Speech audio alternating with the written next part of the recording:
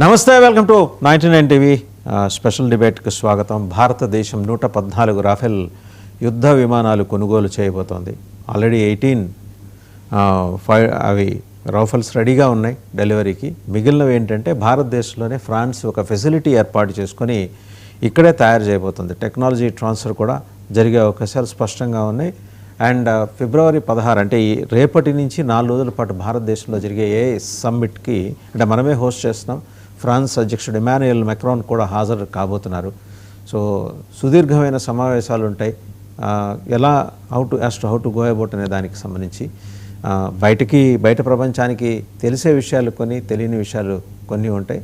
ఎందుకంటే ఇది కొంచెం వార్ రిలేటెడ్ అంశాలు, అలాగే మన ఆయుధాల ప్రొక్యూర్మెంట్కి సంబంధించిన అంశాలు కాబట్టి ఎలా సమావేశాల అవుట్కమ్ ఉండబోతోంది, ఎప్పటి నుంచి ఇక్కడ మ్యానుఫ్యాక్చరింగ్ స్టార్ట్ కాబోతోంది, ఇవన్నీ తెలుస్తాయి రాబోయే 4 రోజుల్లో. సమ్మిట్ కూడా మనం హోస్ట్ చేస్తున్నాం. ఇది 4వ సమ్మిట్ ఈసారి మనం హోస్ట్ చేస్తున్నాం. అండ్ మెక్రాన్ రావటం అనేది శుభదాయకం జరుగుతున్న గ్లోబల్ డెవలప్మెంట్స్ నేపథ్యంలో. సో ఈ రాఫెల్ యుద్ధ విమానాలు ఎప్పుడు వస్తాయి, ఎన్ని వస్తాయి, ఏం చేస్తాయి, ఇంతకుముందు ఏం చేశాయి ఆపరేషన్ సింధూర్, వీటన్నిటి మీద సమగ్రంగా చర్చించడానికి మనతో జాయిన్ అయ్యారు కల్నల్ వివి రావు గారు, మాజీ ఆర్మీ అధికారి. నమస్కారం కల్నల్ వివి రావు గారు. అలాగే కల్నల్ పరమేశ్వర్ గారు, వారికి కూడా నమస్కారం.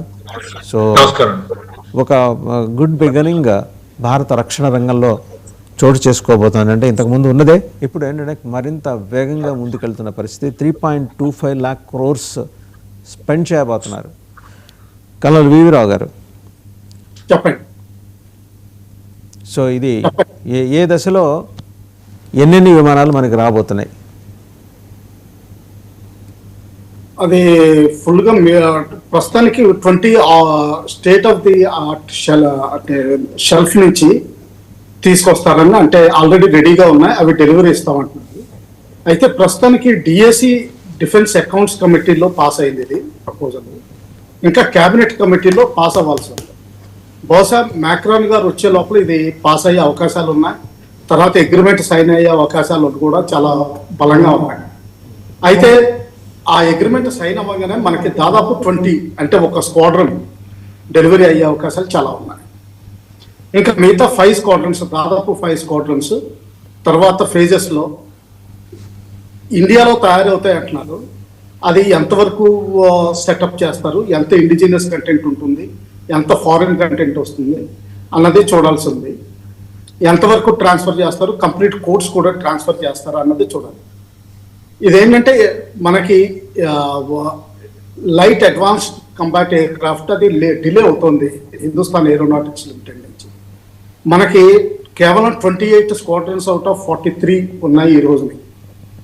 దీన్ని 43 స్క్వాడ్రన్స్ కూడా రివిజన్ చేయడం జరిగింది. 50 స్క్వాడ్రన్స్ అంటే దాదాపు మనకి నెక్స్ట్ 5 yearsలో దాదాపు 500 to 600 విమానాలు కావాలి.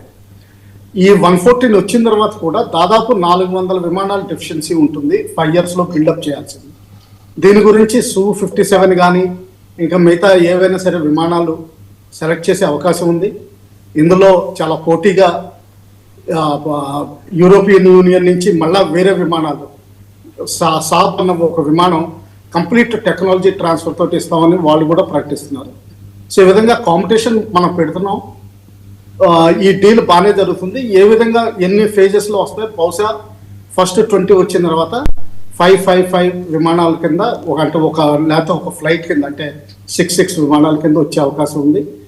తర్వాత 2040 జరగంగానే అంటే దాదాపు 60 విమానాలు డెలివరీ అవ్వగానే ఈ లోపల ఇండిజినియస్ మ్యానుఫ్యాక్చర్ అంటే ఇండియాలో మ్యానుఫ్యాక్చర్ ఆ టైంకి పుంజుకోవచ్చు. సో 1-2 yearsలో డెలివరీ అయ్యే అవకాశాలు చాలా కనిపిస్తున్నాయి. చెప్పండి కల్నల్ వీరావు గారు, ఒక మాట అన్నారు యూరోపియన్ యూనియన్ నుంచి SCAD సాదా, could you please elaborate that? Saab అన్నది ఒక ఎయిర్ క్రాఫ్ట్ ఉంది, దీనికంటే చీపర్గా ఇస్తున్నారు.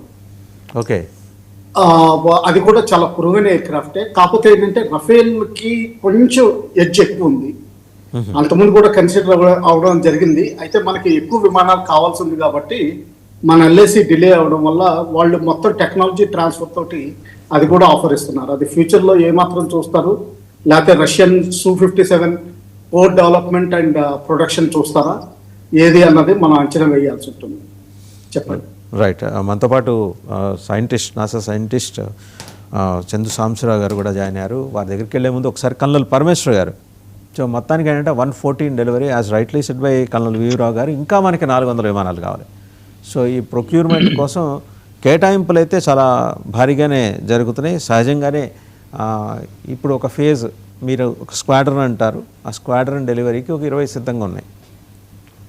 మిగిలినవి ఇప్పుడు కల్నల్ రావు గారు చెప్పారు Saab are European Union with technology transfer చేస్తున్నాం. కొంత అంటే రాఫెల్తో పోటీ పడేంత కాదు కానీ ఒక మెట్టు తక్కువేమో. ఇన్ని దేశాల నుంచి ఇన్ని రకాల ఒప్పందాలు చేసుకొని దిగుమతి చేసుకోవాల్సినంత నెసిటీ భారత రక్షణ రంగానికి ఉన్నదా? ఇది క్రిటిక్స్ నుంచి వచ్చే ప్రశ్న అండి, నాది కాదు. నేనైతే సపోర్ట్ చేస్తాను.